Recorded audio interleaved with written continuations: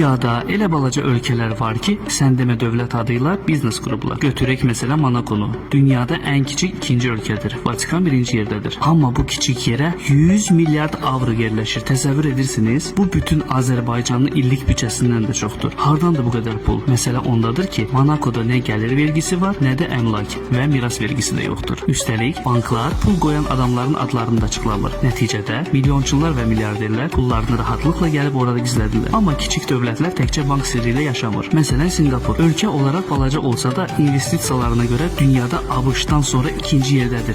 Bəli, təsəvvür edirsiniz, ABŞ-dan sonra ikinci dövlət olmaq nə deməkdir? Singapurun ixracatı 270 milyon əhalisi olan İndoneziyadan 2 dəfə çoxdur. Məncə hər kəs bunun sirrini öyrənmək istəyəcək. Amma burada sir yoxdur. Dünyanın ən strateji ticarət yollarından birindən yerləşməsidir. Yaxşı, bəs kiminsə belə sərvətli yeri yoxdursa onda necə? Tələsməyin, hər şeyi mən sizə anlatacağam. Deməli, Tuvalu ada dövləti var. Ölçüsü Bakıdakı Yasamal rayonundan da böyük deyil. Heç kim buranı tanımır. Balaca bir yerdir. Amma adamlar .tv domenini satmaqla hər il 10 milyon dollar qazanırlar. Təsəvvür edirsiniz, 10 milyon dollar. Bəli, düz başa düşdünüz. Bütün dünya televiziyaları bu domeni alır, Tuvalu da pul qazanır. İl boyu çimərlikdə otur, pulun gəlsin. Bundan da gözəl bir şey ola bilər. Növbəti haqqında bəhs edəcəyim ölkə bəlkə də hər birinizin və hər birimizin arzusunda olduğu bir ölkədir. St. Kitts və Nevis. 250 min dollar verirsən, onların pasportunu alırsan, 100-dən çox ölkəyə vizasız gedirsən. Kimsə bax bu ölkələrin adlarını eşidib, mənə çox maraqlıdır. Məncə eşitməmisiniz. Amma bir reallıq var ki, hətta Pavel Durovun da bu dövlətin pasportu var.